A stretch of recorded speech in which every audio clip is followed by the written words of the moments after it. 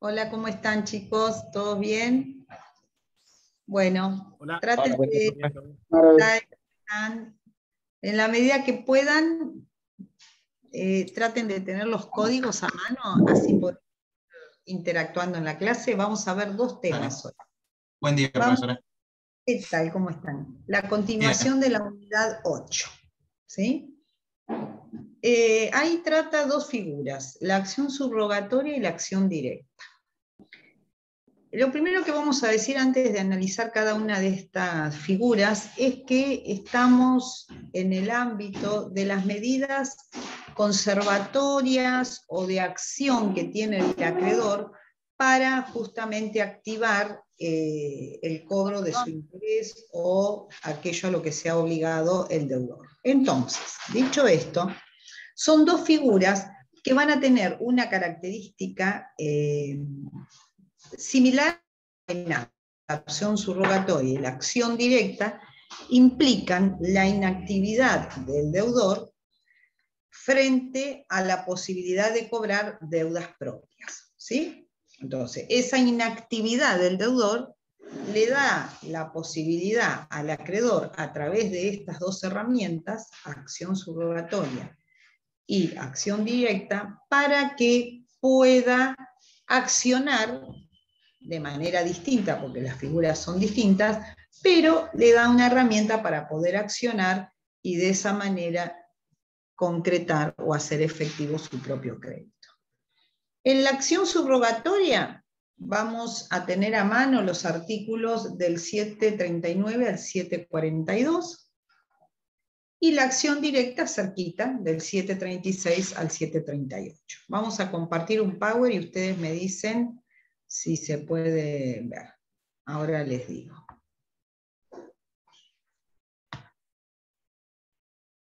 ¿Lo pueden visualizar? Todavía no, doctora, está cargando. Ok. Vamos a empezar con acción directa. Ustedes me dicen cuando lo pueden ver.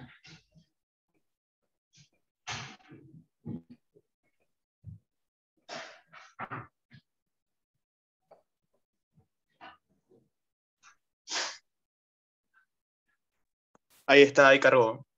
Muy bien, acción directa. Entonces, acciones y garantía común de los acreedores. Vamos a empezar con esta figura. ¿Qué característica puntual va a tener? ¿De qué manera y en qué casos este acreedor va a poder actuar contra el deudor de su deudor? Esta acción directa, vamos a ver ahora que tiene algunos requisitos que son ineludibles, es decir, la única forma de poder efectuar el uso de esta herramienta va a ser a través de esta, solo en los casos mencionados por el juez, por el Código Civil y Comercial. Muy bien. ¿Quién quiere leer esto? Busco algún... Yo, profesora, lo tengo acá. Dale, por favor. Dale. 736, acción directa. Acción directa es la que compete al acreedor para percibir lo que un tercero debe a su deudor hasta el importe del propio crédito. El acreedor la ejerce por derecho propio y en su exclusivo beneficio. Tiene carácter excepcional, es de interpretación restrictiva y solo procede en los casos expresamente previstos por la ley. Muy bien. Bueno, vemos acá el artículo es central para entender la figura. Cuando yo les digo que no se puede utilizar en cualquier caso, lo que les quiero decir es que tiene que haber un vínculo determinado para que esos acreedores puedan reclamar directamente al deudor de su deudor. No puede ser en cualquier caso, sino tiene que haber dos características que se tienen que cumplir. O más que características, dos limitaciones. Una cuantitativa, es decir, ¿a cuánto es el monto? Y otra cualitativa, ¿quiénes pueden ejercerlo? Ustedes me paran cuando se quedan tildados. El ejercicio de la acción por el acreedor entonces tiene estos requisitos. Primero, un crédito exigible del acreedor contra su propio deudor. Y ya vamos a entrar en un ejemplo para que ustedes puedan justamente tratar de entenderlo en el caso concreto, que es cuando existe un contrato de locación y sublocación, ¿sí? Por ejemplo, locación y sublocación de una cosa, o locación y sublocación de un servicio. Entonces, tiene que haber un vínculo de contratación para que pueda hacerse efectiva esta acción. Después, la deuda debe ser correlativa. En el mismo ejemplo que les doy, si se trata de por ejemplo, un inquilino de mi inquilino o un locatario de mi locatario, en ese caso hay una deuda correlativa, porque está la deuda de mi propio locatario y la deuda que tiene el sublocatario con mi locatario. ¿Cuál es el límite cuantitativo? ¿Sí? Ahí vamos a ver. ¿Qué les parece a ustedes? ¿Cuánto va a poder reclamar A C, que es el sublocatario? Hasta tu propio crédito. Exactamente. Si C a B, ¿no? Si hicieran un esquemita, si C a B le debe 800, pero el crédito que tiene A contra B es de 400, el límite cuantitativo son esos 400. ¿Ok? ¿Qué pasaría si fuera al revés? Si el primer locador tiene un crédito a su favor contra el locatario B y a su vez C solo le debe 300, el límite va a ser, para poder cobrarle a C, esos 300. Entonces hay un doble juego, una correlatividad en los límites cuantitativos. Después tiene que existir homogeneidad de ambos créditos entre sí. Ejemplo, ya les digo, contrato y subcontrato, locación y sublocación. Ninguno de los dos créditos tuvo que haber sido objeto de embargo anterior, o sea, los dos créditos tienen que estar expeditos. Y estas son palabras que vamos a ir incorporando, técnicas, pero que nos ayudan a ajustar los conceptos. Expedito quiere decir, son créditos que están listos para cobrarse y que no hay ninguna traba, como por ejemplo un embargo, una inhibición, una medida de no innovar. ¿Sí? Muy bien. No haya ninguna medida cautelar de por medio. Cautelar, exacto. Y en el caso de que se inicie un juicio, por ejemplo, A inicia un juicio de desalojo, un juicio de cobro de alquileres contra C, necesariamente debe citar al deudor propio, ¿sí? A B.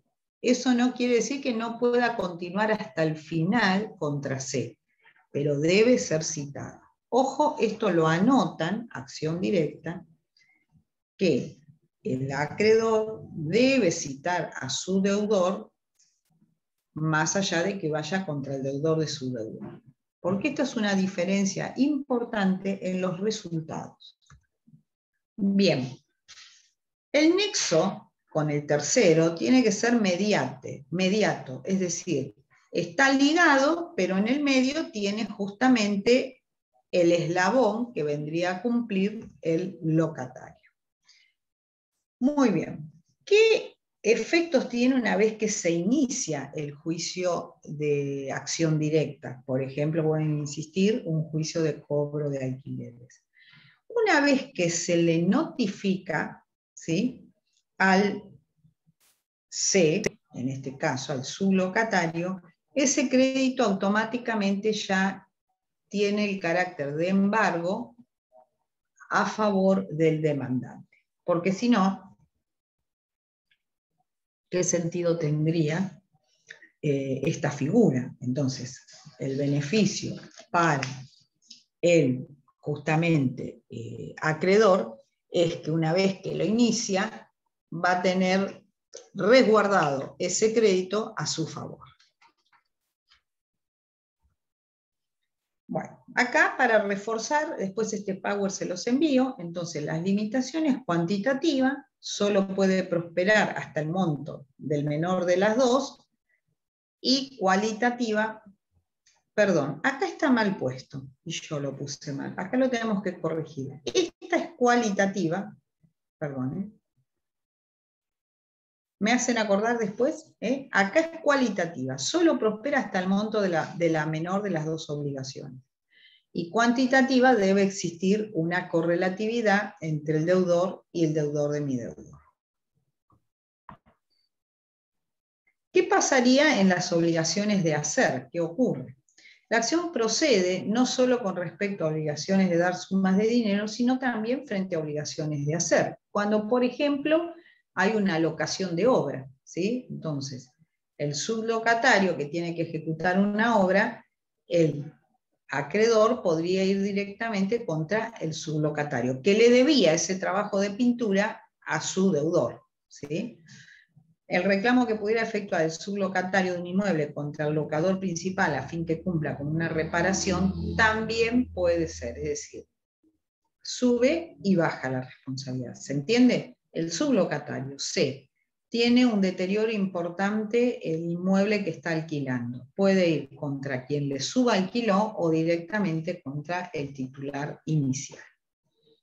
Después tenemos la acción del mandante. Y esto es muy importante porque se utiliza mucho en el ejercicio de nuestra profesión. Nosotros somos mandatarios, ¿sí?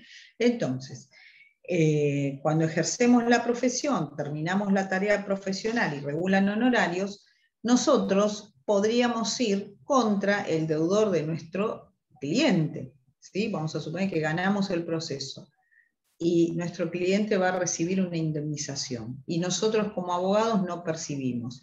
Podríamos ir directamente contra la indemnización de este cliente.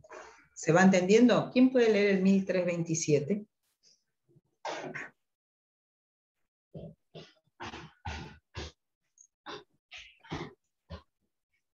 ¿Elijo?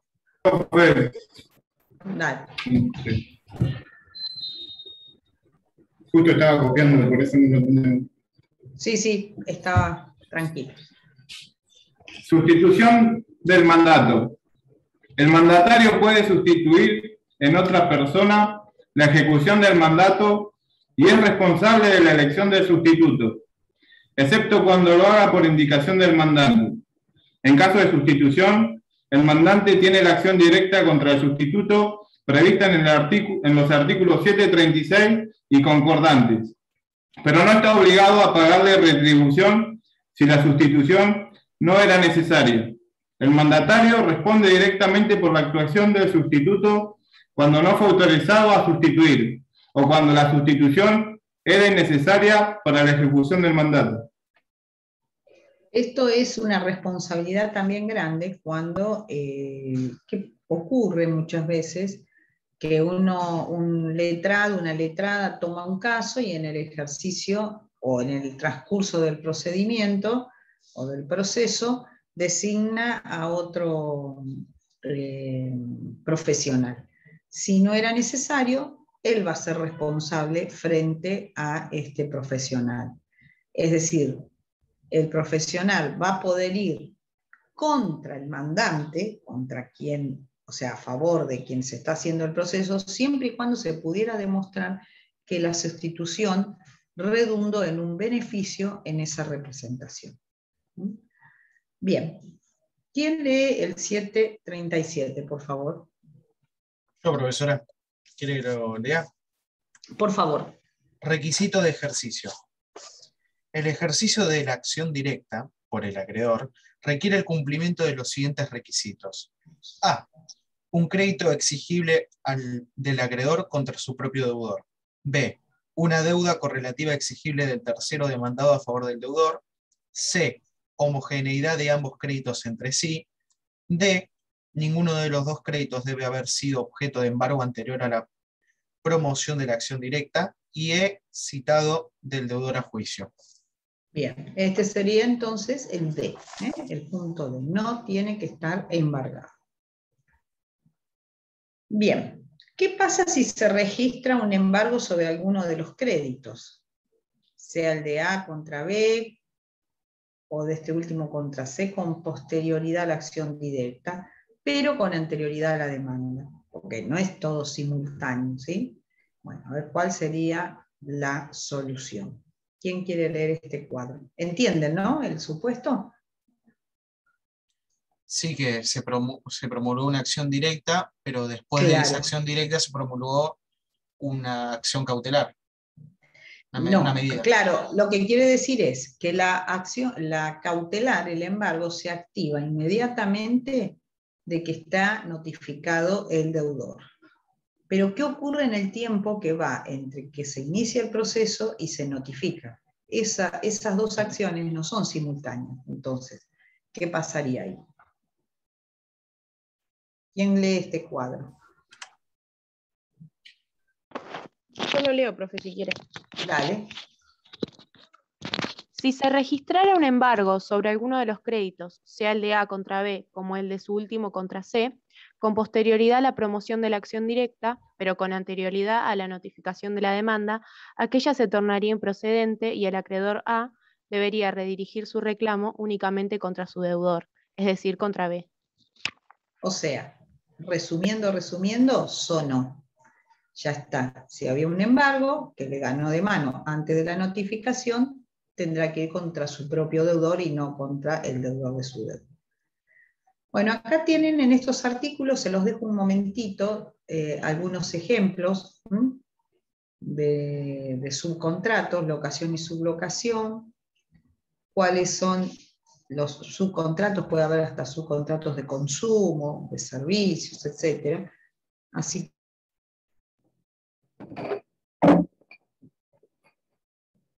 Profesora. Sí. Me quedó algo colgando que es la limitación cualitativa. Sí. La limitación cualitativa es que vos no podés ejercer acción directa. Vamos a suponer que compraste una heladera, la heladera está rota y vos te enteraste que el pintor, vos te enteraste que uno de los dueños de la empresa que te vendió la heladera está por vender un auto y no se lo pagaron. Ahí no hay homogeneidad entre los créditos, porque no tiene nada que ver una cosa con la otra. Solo se puede dar en estos supuestos que tenés acá, 1069, 2216, que son contratos y subcontratos. A eso se refiere la homogeneidad y la limitación cualitativa. ¿Te queda? Sí, perfecto, gracias. Muy bien.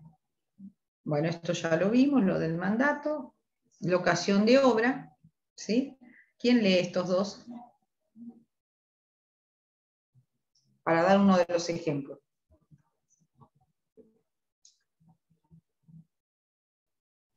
Yo leo, profe, si quiere. Dale. El dueño de la obra I.O. del inmueble, el tercero, C, puede ser sujeto pasivo de una acción directa de un subcontratista I.O. proveedor, acreedor A, que haya contratado con el constructor o empresario, deudor B. Tienen que estar presentes los supuestos de exigibilidad, homogeneidad y correlatividad. Muy bien, es lo que acabamos de decir. Ahora vamos a la otra acción, a la acción subrogatoria. Terminamos la acción directa, ahora vamos a ver cuál es la característica de la acción subrogatoria. En este caso, ¿no?, el acreedor tiene como objetivo ejercer acciones del deudor moroso inactivo para aumentar su patrimonio. Pero acá lo importante, lo característico de esta figura y que se diferencia de la otra figura es esto, donde dice esto: inactivo para aumentar su patrimonio. ¿El patrimonio de quién? Del deudor.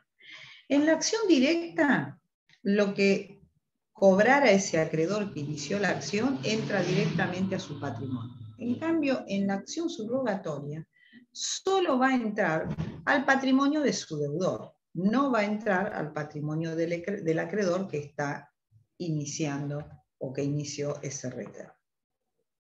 Esa es la diferencia más importante entre las dos figuras. Entonces, las diferencias claramente son: en una, el monto percibido por el actor ingresa directamente a su patrimonio. En cambio, en esta acción que estamos empezando a ver, el producto de la acción del acreedor A contra el tercero C se incorpora al patrimonio de B, sin que ello le permita tener ningún tipo de preferencia. Si quieren leer el 739, segundo párrafo, por favor, alguien.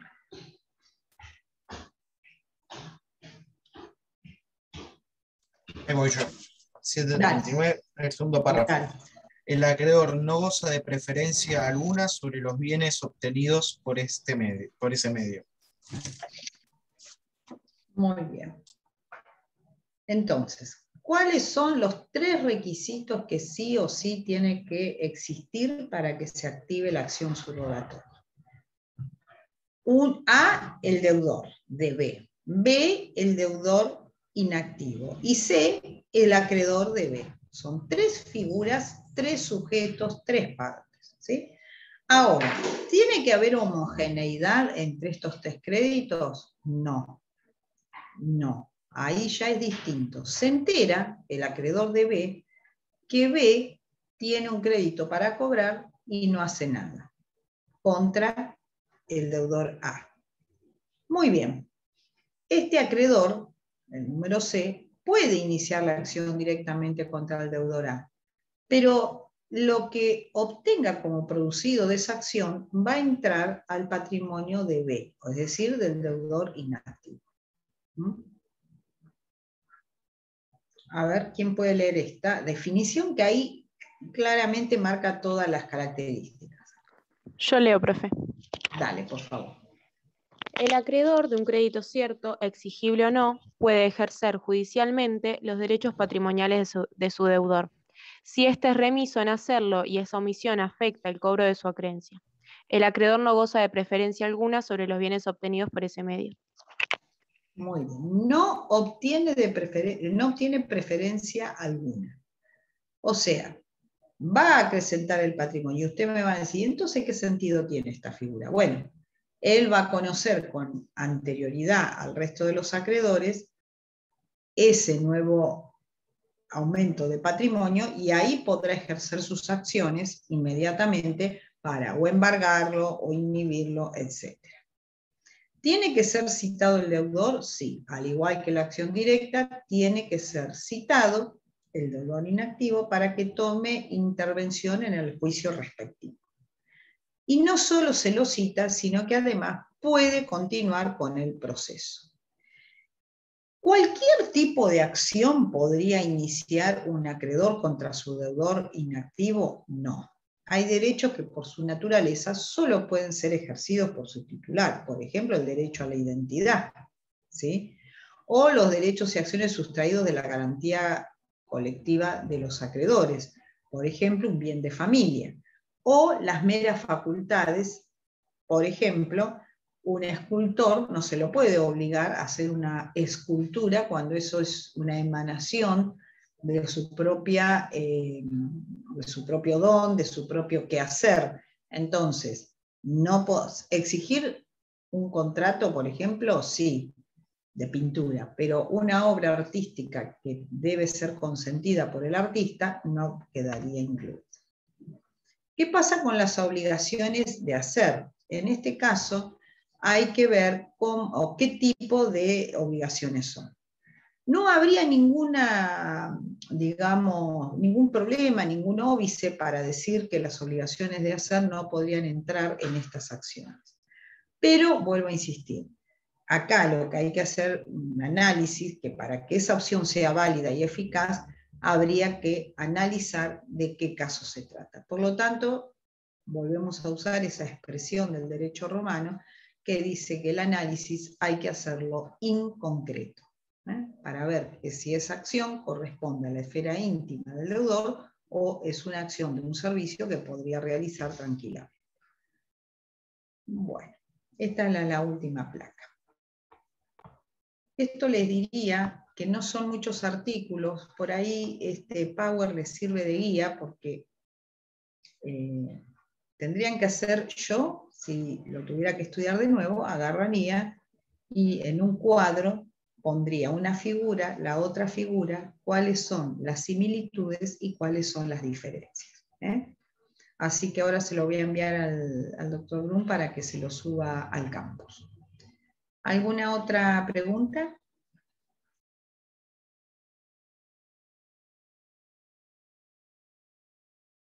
Profe, ¿y después de estas acciones ya se extingue la obligación? ¿O cómo sería?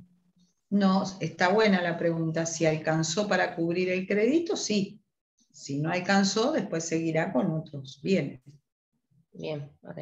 Está bien. Surte los efectos del pago.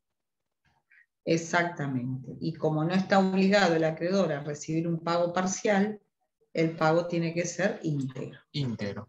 Perfecto. Exacto. Eso en la acción directa, doctora, porque en la subrogatoria pasa de nuevo al patrimonio del deudor. Deudor, exacto, exacto. Y ahí el acreedor podrá embargar eso que sabe que recién acaba de ingresar. Esa es la única ventaja que va a tener con respecto a otros acreedores. La ventaja de la información, de que sabe que tiene para pagarle. Exacto, exacto. Bueno, nos vemos el jueves que viene, chicos. Cualquier consulta. Nos vemos, profesora. Muchas gracias. Hasta el jueves, profe. No la Chao. encuentra Garibotti. Bueno, ahora vamos a ver si yo tampoco la tengo, la clase. Bueno, chao chicos, hasta el jueves.